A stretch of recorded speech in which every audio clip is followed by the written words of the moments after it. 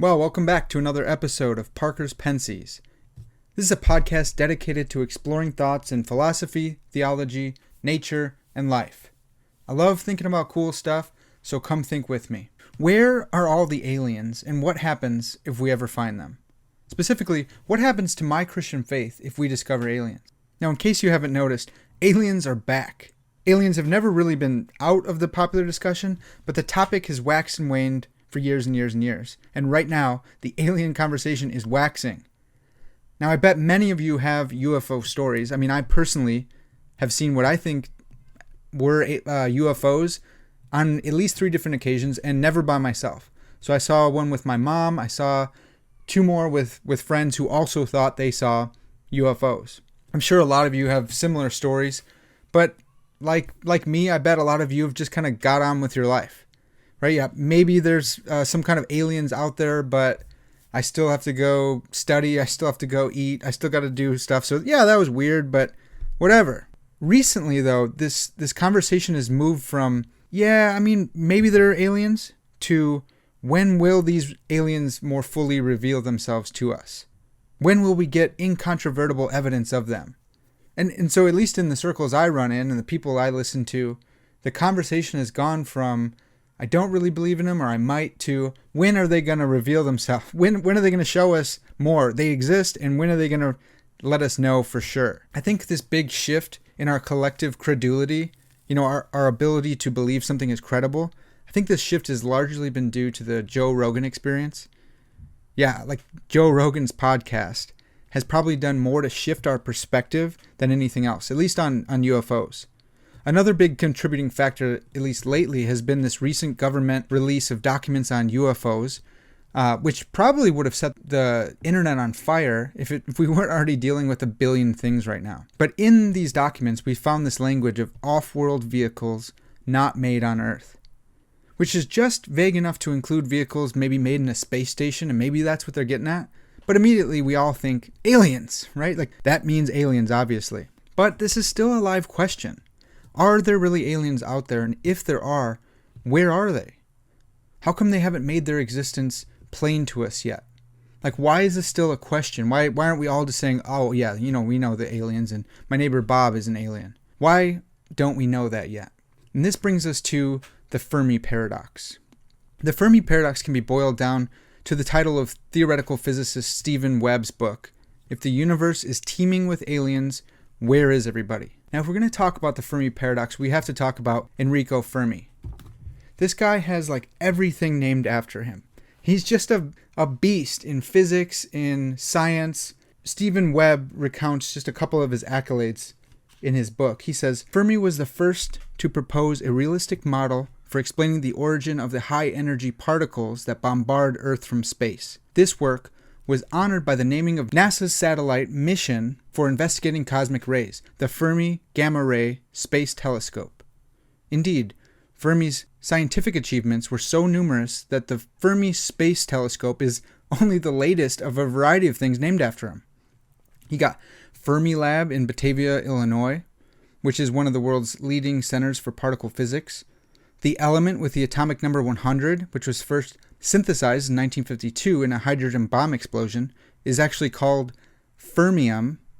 The typical length scale in nuclear physics, 10 to the negative 15 m, is called the Fermi, and 8103 Fermi is a main belt asteroid. And Fermi is also a large crater on the far side of the moon. And several members of the Enrico Fermi Institute at Chicago University have even gone on to win Nobel Prizes. So this dude is awesome. He's crazy. I loved reading his biography in this book, especially because I'm from Illinois. I know about the Fermi Lab. I grew up. That was part of my childhood, was going to Fermi Lab. Fermi is also huge in our development of nuclear physics. And Webb recounts that on December 2nd, 1942, in a makeshift laboratory constructed in a squash court under the west stands of the University of Chicago Stadium, Fermi's group successfully achieved the first self-sustaining nuclear reaction.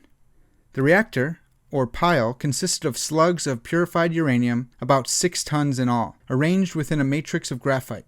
The graphite slowed the neutrons, enabling them to cause further fission and maintain the chain reaction. Control rods made of cadmium, which is a strong neutron absorber, controlled the rate of the chain reaction. The pile went critical at 2:20 p.m., and the first test was run for 28 minutes, which I know that's all scientific-y and stuff, but that's insane. They just did this on a squash court. That's like the plot from the Spider-Man movie where he's fighting Dr. Octopus and he makes a sun. Like, how did they know that the whole world wouldn't just catch on fire? The atmosphere wouldn't just burn up and kill us all. It's so nuts to think about. But Fermi went on to be integral in the Manhattan Project and helped develop the first atomic bomb, which, this one's just for free, used fission. And fission is the separating of an atom. You're splitting an atom, right? We all know that part. And then what we have now with hydrogen bombs is fusion, which I guess uses a fission reaction in order to make the fusion happen, where they fuse two elements together. And apparently that kind of bomb is 1,000 times more powerful than the bombs that the United States dropped on Japan, which is just absolutely terrifying. All right, but back to it here. I want to talk a little bit about Fermi Labs because I grew up in the western suburbs of Illinois, the western suburbs of Chicago. And field trips to Fermi Lab were like the highlight of my whole year growing up. We would take field trips and we go look at the bison. Now here's another free fact for you guys. We have bison. We don't have buffalo. We always talk about the buffalo, the Great Plains, and the buffalo. No, we have American bison. Let's be proud of that.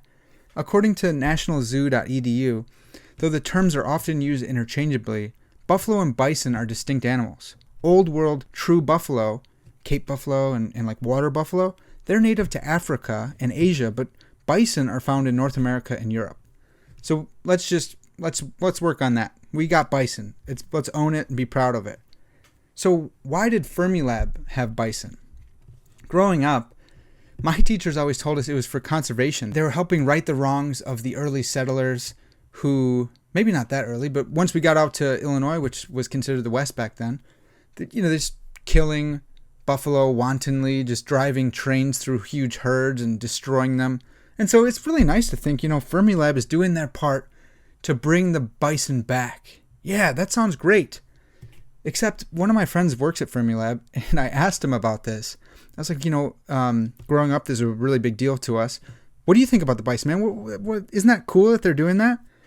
And he said, well, the reason they first got bison was because the founder of Fermi Lab said they wanted to be the frontier of particle physics. That means that the bison are a mascot. They're the frontier, right? And so here's our mascot, the bison. He even told me they used to eat bison burgers back in the day. So this was not a conservation thing. He said they sell the babies. They get I don't think they're intentionally breeding them. I think the sow or whatever gets pregnant and they just sell off the babies. So sorry to anyone who grew up in the West Burbs. Super deflating for us.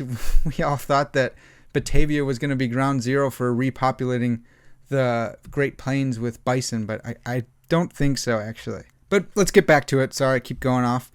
This lab... Oh, nope, we got one more thing. Okay, so Fermi Lab was also...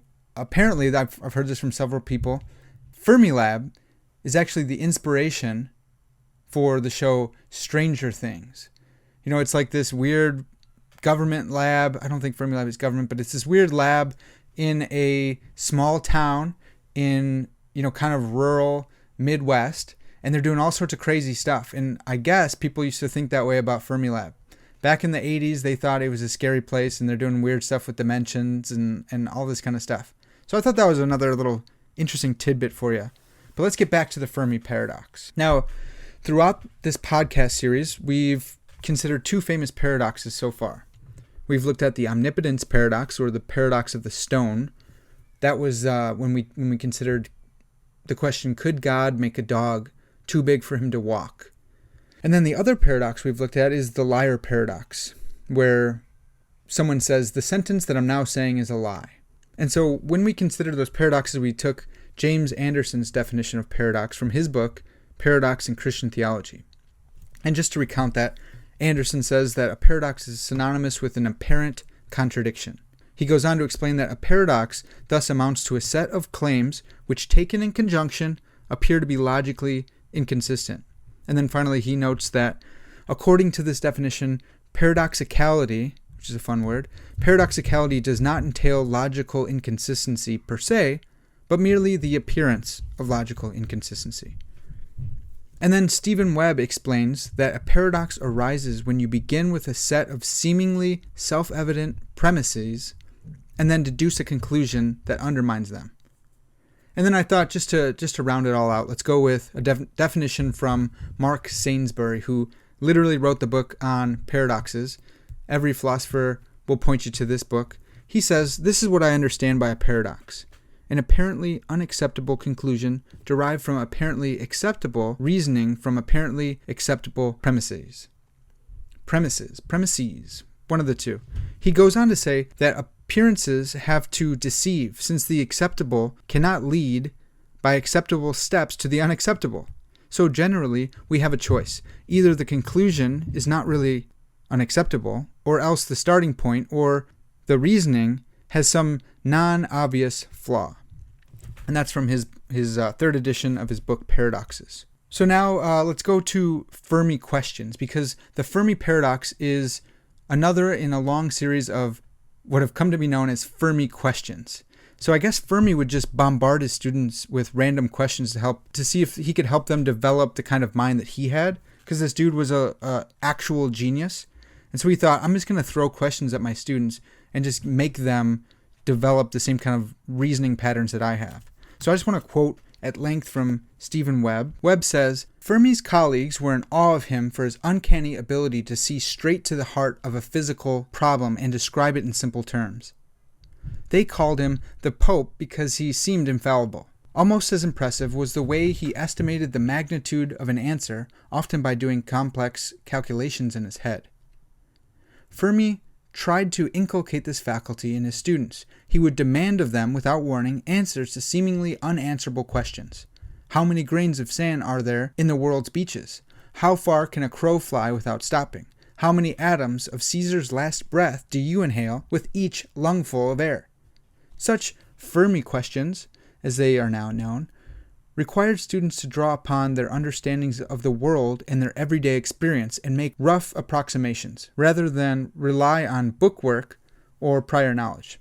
The archetypal Fermi question is one he asked his American students. How many piano tuners are there in Chicago? We can derive an informed estimate as opposed to an uninformed guess by reasoning as follows. First, suppose that Chicago has a population of 3 million people. Webb says he hasn't checked an almanac to see whether this is correct, but making explicit estimates in the absence of certain knowledge is the whole point of the exercise. Chicago's a big city, but not the biggest in America, so we can be confident that the estimate is unlikely to be in error by more than a factor of 2.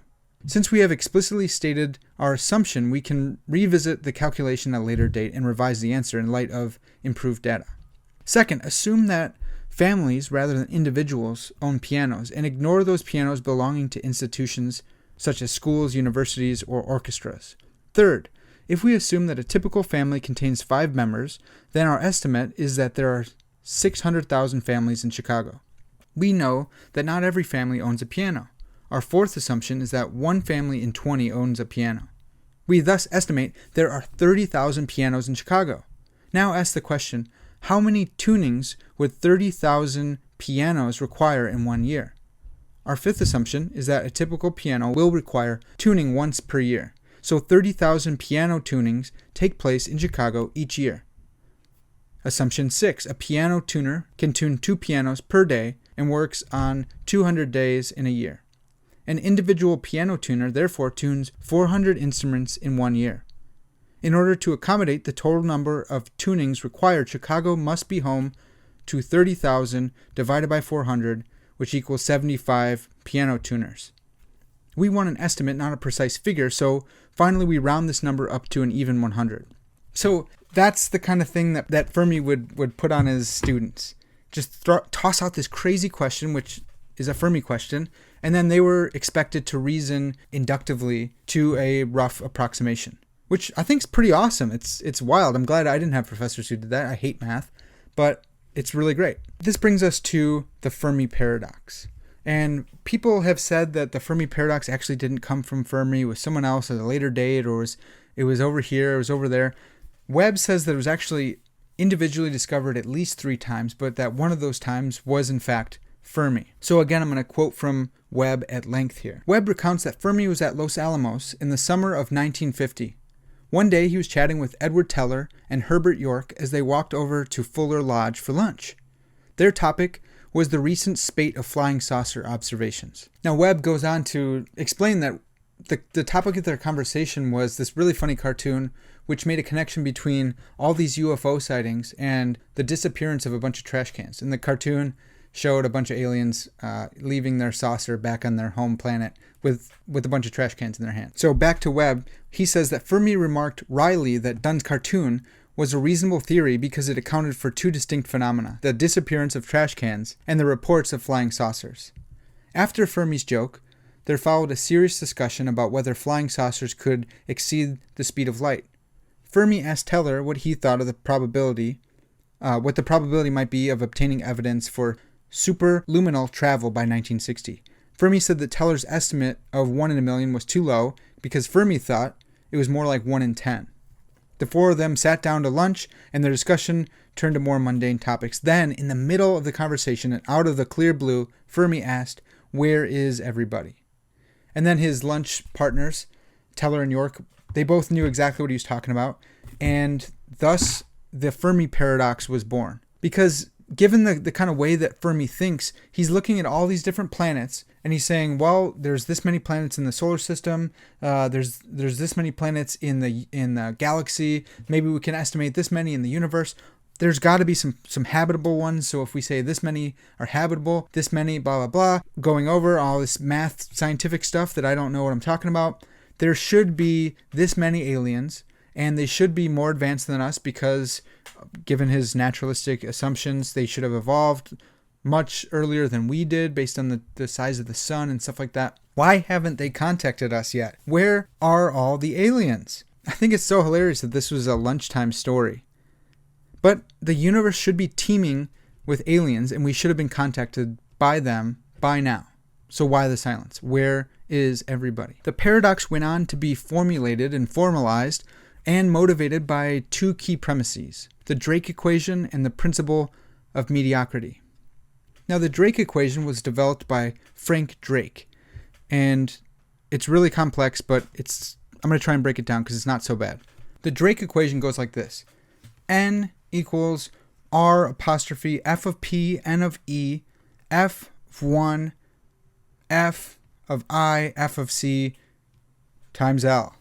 So that, let's go over it because it's not really that bad. N is the number of civilizations in our galaxy with which communication might be possible. R apostrophe is the average rate of star formation in our galaxy. F of P is the fraction of those stars that have planets. N of E is the average number of planets that can potentially support life per star that has planets. F1 is the fraction of planets that could support life that actually develop life at some point. F of I is the fraction of planets with life that actually go on to develop intelligent life, which are civilizations. And then F of C is the fraction of civilizations that develop a technology that releases detectable signs of their existence into space. And then finally, L is the length of time for which civilizations release detectable signals into space. So you can see it's gotten very technical, and it's probably the same kind of formulation that was going on, the same kind of formula that was going on in Fermi's head, because the guy was a genius. So in that sense, I think Frank Drake has done Fermi a service here. And then secondly, there's the principle of mediocrity, which just says there's nothing special about Earth or our solar system. Because if there were something special about us, then there would be no motivation for the Fermi Paradox at all. Yeah, obviously we're special. Why haven't aliens contacted us? Because they don't live in our special place in the universe. Earth is the Goldilocks planet, and it totally makes sense that we're the only intelligent life forms in the whole galaxy or universe. So the principle of mediocrity is important to motivate the Fermi Paradox. Now, there are a ton of answers, solutions, hypotheses, and thought experiments which go along with the Fermi Paradox. Stephen Webb has argued that answers to the question, where is everybody, meaning aliens, fall into one of three classes. Class 1, extraterrestrial civilizations exist and are here among us, or at least have been here to visit us.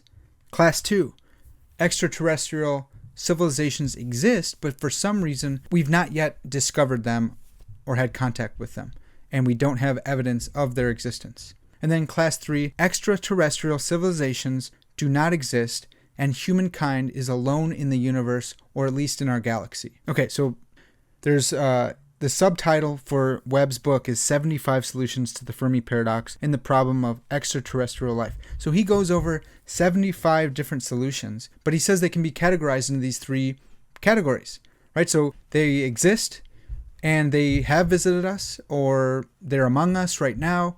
2, they do exist, but they haven't visited us, or we haven't discovered them yet. We don't know about them, but they do exist. And then 3, no, we're the only things that are intelligent in this world, in this universe, and we're the only ones who exist. So now I want to transition to Class 1 answers.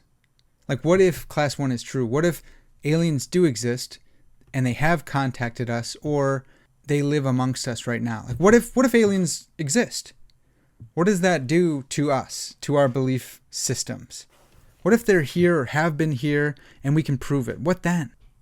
Well, the number of people who would affirm a Class 1 type answer seems to be growing, like we talked about in the opening, and for a lot of good reasons. In 2017, Marco Rubio told the Department of Defense that he wants a report on UFOs, and since then, more attention has been given to UFOs in the public arena.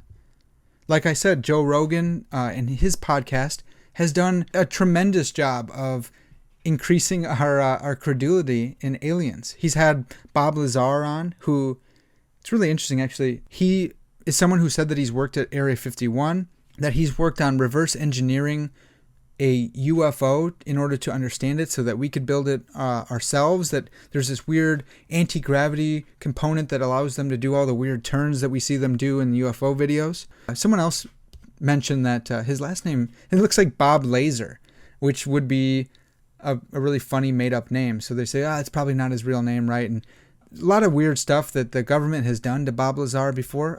They've erased his records, his school records, his PhD, all that kind of stuff. It's insane. So go listen to Bob Lazar on Joe Rogan. I think he's been on once or twice. He's at least once. And then you'll remember from last year, there was that Storm Area 51 Facebook event or group. It said, let's see them aliens. And that was last September 20th, I think, like 2019. And the memes actually from that were so fantastic. They started off so great. And then they became so depraved, so terrible. You guys really ruined that one. But then also on Joe Rogan, there's been Commander David Fravor and his Tic Tac story, where there's this Tic Tac UFO that he was following, and it realized he was being followed, and the UFO took off, and it's a really crazy encounter from 2004. So go check that one out as well. But there's a lot of people who think that the aliens are here. And so I want to talk about the existence of aliens and the Christian faith. Like, what happens to Christian theology if we were to discover legit intelligent aliens? So I have a friend who is a Christian apologist, super sharp dude, and he's really bothered by this. He's like, well, we're the Imago Dei. We're made in the image of God. So now there's like this Imago alien out there. Like that, it doesn't seem right. It doesn't seem like there should be other intelligent beings out there in the universe which are not us. And I catch that. I feel that intuition a little bit. It seems like there's something wrong there. We're supposed to be, the smart ones, right? We're in God's image. We're supposed to care for the earth and for other animals. But then immediately I think of angels and demons. Right? We see in Genesis 3 that Satan is crafty. He's craftier than every other animal. That the Hebrew word there I think is wise. I think it might be hakam, but I'm not sure. I know it's crafty because the context there shows that he's tricking Eve. So there already exists another being who's not a human, who's smarter than us, who's not us. So why should we be so upset if we find an intelligent life form out there that's smarter than us because they've developed technology that allows them to travel, untold numbers of miles to get to us. Look, why should that bother us, though? We have that right away in the Bible. 3 chapters in, we see we're not the only intelligent life forms in the world. And there's other ones, evil ones even, who are smarter than us, who want to hurt us. So I think initially, that's not that big of a deal for Christian theology, just that there's other smart beings out there. I mean, back in the late 30s and early 40s, C.S. Lewis talked about the possibility of image bearers existing on other planets. He called them Hanau. And so, humans are Hanau, and these other image bearers on Mars are also Hanau. And he plays off of Plato's theory of the soul. Plato separates the soul into 3 parts: the appetite, the spirit, and reason. And so Lewis gave characters to each one of those divisions of the soul. So he has the rasa, which are like the spirit. They love, they write poetry. There's the philoltrigi, and these kind of are the appetitive. They are they work hard. I'm not sure. Maybe that's right. Maybe the philoltrigi are the spirit and the rasa are the appetitive. I don't know. You read the book and let me know. But then obviously reason is corresponds to the Soroni, or the Sorns. They're like these really tall, floaty kind of creatures, and they don't like poetry and stuff like that. They like to just think. And so Lewis is saying, hey, look, maybe there's other life out there. And obviously it's fiction, but he's broaching the possibility that there's other life out there, and they're image bearers of God, but they image God in different ways. Whereas we image God through all 3 of those parts of the soul being together in one image bearer, in man. We can reason, we can emote, we can have emotions, and we can do things, we can work. And then he separates those aspects in the rasa and the Soroni and the philoltrigi. The philoltrigi like to build stuff. The rasa like to write poems and be really kind of earthy. And then the Soroni love to do mathematics and engage the mind.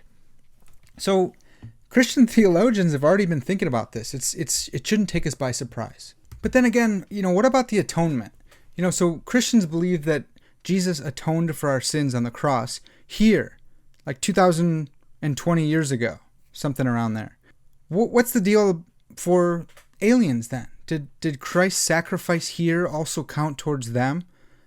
Well, like Lewis talks about in his space trilogy, maybe they're unfallen creatures. He goes over that aspect in the second book in his space trilogy, Paralandra, where his main character is sent off to Venus and he stops the fall from happening. It's happening there again. Satan's trying to tempt the new Eve kind of lady, the green lady, and in Ransom stops it from happening.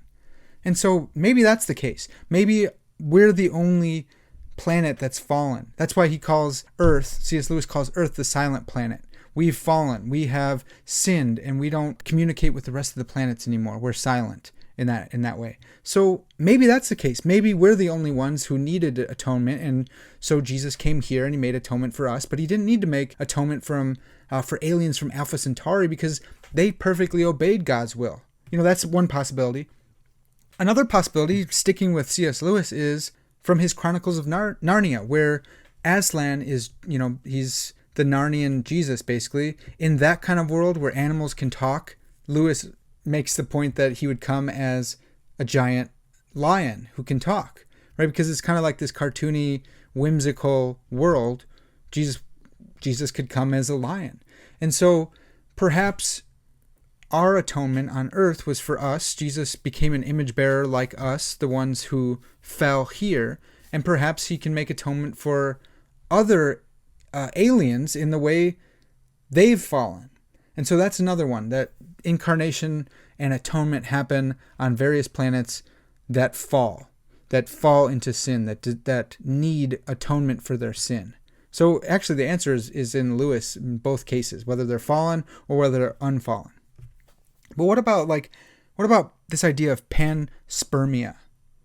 Panspermia, or directed panspermia, was an idea first proposed by Francis Crick and Leslie Orgel, something like that, in 1973. So panspermia is the idea that life was seeded. Pan, all, spermia,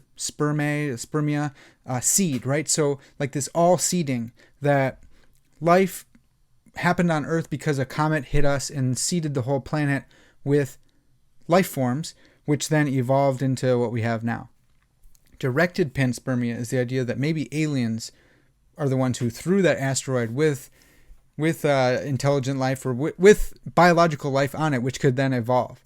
So with this idea of panspermia, if the aliens came down and told us, hey, you know what, actually, there's this thing called directed panspermia, and we've been doing it to you guys, and you're like our little zoo project, or, whatever it is, we're harvesting you guys. What's the deal with that? Would that negate then the creation story that Christians believe?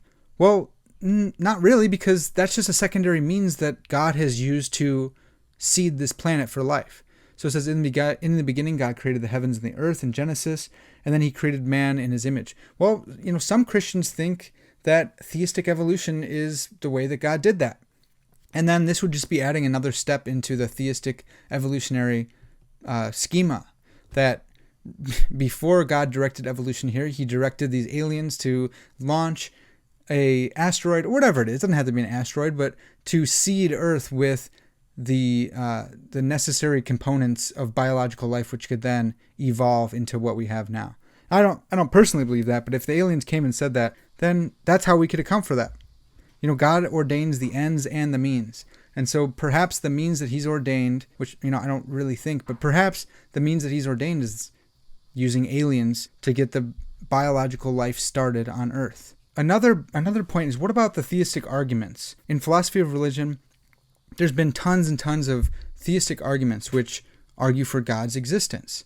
Well, I think that if they're successful apart from the existence of aliens, then they remain successful with the addition of aliens. Like, if we can use reason to prove God's existence, then we can still prove God's existence without aliens. We still have to have creation ex nihilo, right? So we can still ask, if aliens are our creators, then who created the aliens? Unless you're saying that the aliens are like a necessary being, which we think God is. If you think there's some necessary being that's an alien who exists necessarily, meaning like there's no way this alien, he, she, it, zer, whatever, could have not existed, then it's a necessary being. You're just taking all the content out of the concept of alien, and you're putting in the attributes of God. You're just making God and calling him an alien. So I think that the theistic arguments, they remain unscathed. We still need a creation account. We still need a creator for the aliens. Otherwise, we get this infinite regress of finite contingent beings who don't exist necessarily, like meaning they could have not existed all the way back. And then we don't have a real creation story. So even if aliens seeded this Earth, we still need a creator of the aliens. Well, someone seeded that planet that they came from. Well, someone seeded that all the way back. Well, you still have personality the whole way. We still need an intentional agent intending on doing that. You still need creation from nothing. And so that doesn't disprove the existence of God. We still need a necessary being who's ase, who's of themselves. The buck stops with God. Well, what about alien governance? What if we are in this zoo project and the aliens are cultivating us and guiding us, and the aliens are the one who rigged the election for this person or that person? Well, again, it's just another step in God's providence then. We Christians do believe some of this is going on, at least with angels. You read in the Bible that, I think it's Michael the archangel is battling with Satan over the body of Moses, because Satan probably wants to use it for terrible, nefarious ends, and Michael's not about to let that happen. So there's this spiritual realm that's happening right now with angels and demons fighting that we don't see, but why not add an extra layer to that? Okay, so now there's aliens involved, but it's still within the purview of God's providential control. And then again, we have this problem of authority and revelation. So let's say the aliens come down and they say, hey, there is no God, dude. Like, we're way smarter than you guys. We've figured this out in our physics way long ago. You guys are dumb. There is no God. So now this question of authority that we wrestle with in philosophy of religion, it just pops up here again. Like, do we believe what the aliens say when they say there is no God? Do we just accept their testimony apart from the arguments that have compelled us either one way or the other all along? Well, what if they came down and said, oh, wait, you guys are still debating the existence of God? I thought you guys were further along. Obviously, there's a God. Why are you so dumb? Are you guys unable to see the stars from Earth? Like, is there no stars up in your sky? Surely one of your philosophers has discussed the starry skies above and the moral law within, right? You know what, Tom, we're leaving the planet. These guys are too dumb. What if the aliens came down and said there was a God? Would you trust them then? Like if you were an atheist or if you were agnostic, you were unconvinced by the evidence that we have now, would you just trust the authority of an intelligent being from somewhere else? Maybe you would, maybe you wouldn't, but it doesn't mean that we just trust them carte blanche, that just whatever they say goes. We still have to reason with them. We still have to consider what they're saying, use reason, use argument, use evidence to consider whether they're lying to us or not, or whether they're mistaken. And maybe we've discovered something they haven't. Like if they came from a different planet and they didn't, let's say Plato's view of man and the soul is true. Maybe they didn't have the rational component. Well, then how would they make these things? I don't know. Maybe God helped them discover a different element, which helps them travel through like magnets or whatever, right? So I don't know. I'm just saying, even though they're smarter than us, maybe, they come down, we still have to test their word.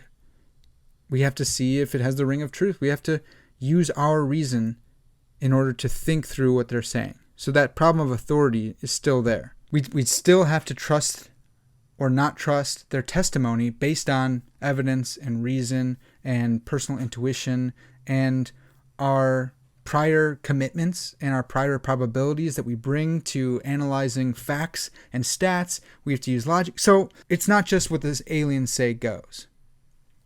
So wrapping this all up, do I think there are aliens out there? Well, I lean towards no, I think. But just slightly. You know, I have no idea. I think the existence of aliens is perfectly compatible with the Christian faith, and I think the Bible is pretty silent on the existence or lack thereof. We don't get a whole ton about distant galaxies in the Bible.